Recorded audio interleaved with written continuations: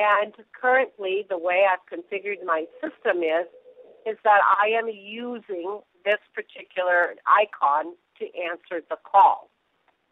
I can, for example, go to my Options and Preferences menu, and under my telephony option, and remember I went to the ShoreTel logo this time, under my telephony options, I can configure something called showing a call alert, and the next time I place a call, that call alert will come up. Or I can answer my call from the call drop-down menu. Or under View, the top part of View, are all the toolbars that my system administrator has configured for me. And I have, for example, a call toolbar. By clicking on the call toolbar, you'll notice that it opened it up and placed it permanently on my communicator interface. And so, again, I can deal with my call using these icons. If I no longer need that toolbar, I can click. It's still available to me to use in the future. However, it's no longer on my GUI. So I have my caller in this case is Todd Henschke. I know that it's an active call because I've got sound waves coming out of my handset. This is my caller ID, and I'm on a training system, so all of my caller IDs will be internal callers. And however, we'll capture whatever information is available on that caller. And it tells me how long I've been connected to that caller. I can put that caller on hold. I can transfer the caller. I can go ahead and conference in other people. I can go ahead and hang up on this particular caller. And I also have a very handy routing slip that basically tells me where this caller has been on the ShoreTel system.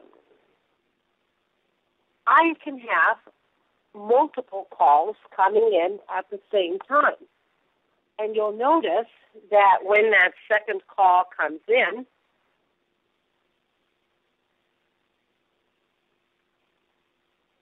that second call appears on my active call window.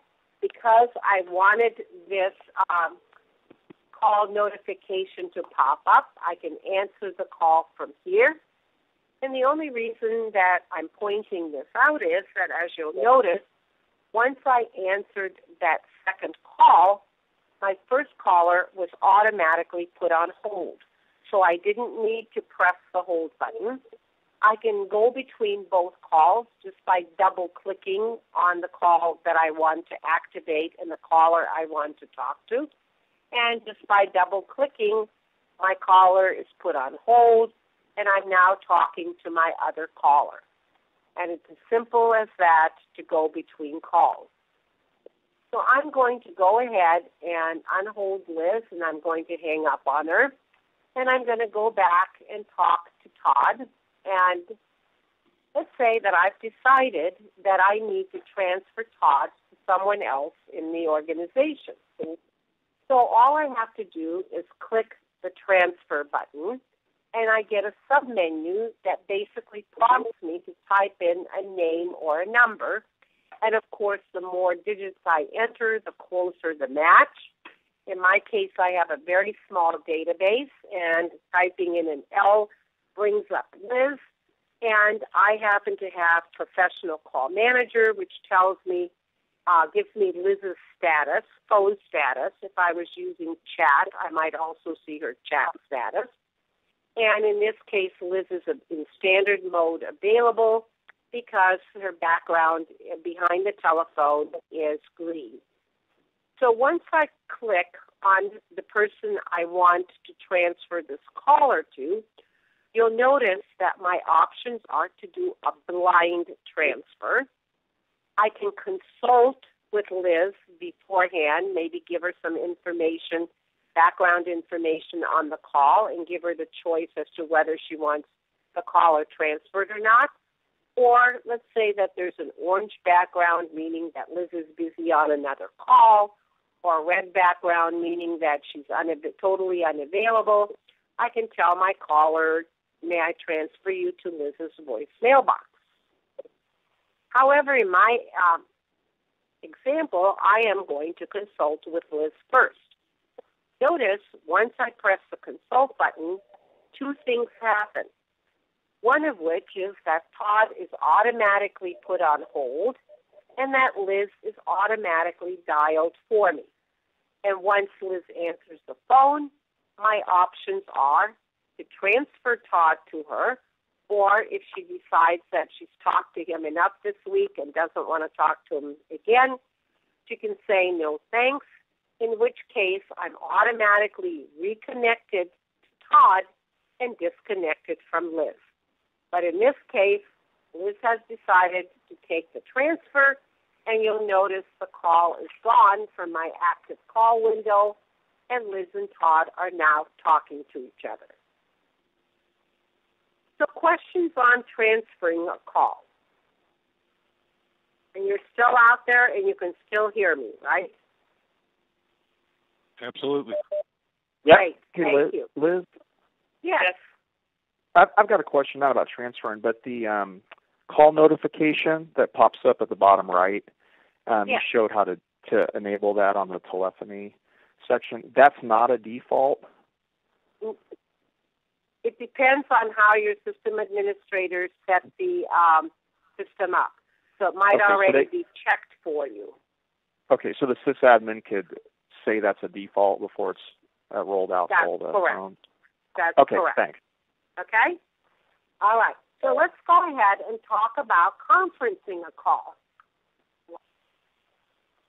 So again, one of many ways to answer the call. And so now I've decided, you know what? I need Liz as part of this conversation. So what I can do is I can conference Liz in. When I conference Liz in, I can go ahead. Remember, transferring you can only do internally to your ShoreTel system. Conferencing, however, allows you to conference in anybody, even external people. Again, once I click that conference button, I'm asked to type in a name or a number. In this case, I'm typing in a number just to show you that currently Robert and Todd are talking to each other, but Liz is available. My options are, again, to conference Liz in, meaning that the minute she picks up that phone, she's a member of the conference, or as I did with the transfer, I can consult with her first, kind of prepare her for what to expect. And again, you'll notice that if I consult, my caller is put on hold, and the system automatically dials Liz for me. And again, Liz has the option of saying no thanks, in which case I'm automatically disconnected from her, reconnected to Todd. But she said, okay, conference me in. And as you'll notice, just by pressing the conference key, Todd was taken off hold. Again, I didn't have to do anything separate, and I now have a three-way conference going.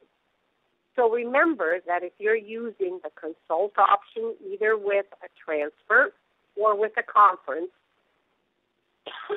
you want to make sure that you tell your original caller you're putting them on hold before you press that consult button. Otherwise, it happens instantly. I now have, as I mentioned, a three-way conference going. By default, ShoreTel gives you a three-way conference. In other words, you conferenced with two other people. However, your system administrator can give you permission to conference in up to 5 additional people, or making it a 6-way conference. And after that, if you need to do conference in more people, then, of course, you would have to use one of the conferencing tools, such as ShoreTel Conferencing. Any time during the conference, I can drop an individual, or I can drop myself. If I drop myself, you'll notice the call is gone from my active call window. However, Liz and Todd are still talking to each other because even though I, as the founder and originator of the call or the conference call dropped off, the conference continues until the last member leaves the conference. So questions on conferencing. Okay, so we've talked about transferring conferencing. We've talked about what incoming calls look like. How do I place an outgoing call? Well, you can, as it prompts you here, enter a name or a number. If it's an internal person and part of your directory, you just click and the call is placed for you. You have some additional tools also that allow you to place calls from within those tools. We refer to those as windows. Notice that you have a Windows drop-down menu right here with all the windows that have been configured for you. I happen to have another Windows drop-down menu right here with the same windows listed. And all you have to do is click on a window, and it automatically opens up a tab. And once you click on the tab, it allows you to go ahead and open that window. By default, you normally get the directory, history, and voicemail windows. And you're still out there, right? Yep. Okay. So let's talk about the directory window. Thank you very much. So the directory window basically lists every single person in your ShoreTel system. And so when you're entering either a name or a number, and it brings up, like we saw, brought me up or Liz up and gave me her status, it is because Liz is part of the directory. You can search for people in the directory. You could also double-click on a member of a person in the directory, and you'll notice the system places the call for you.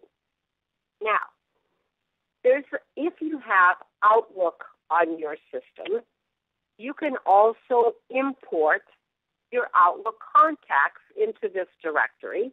And so by either entering a name or the beginning of their number, they can pop up and you can automatically place a call to them.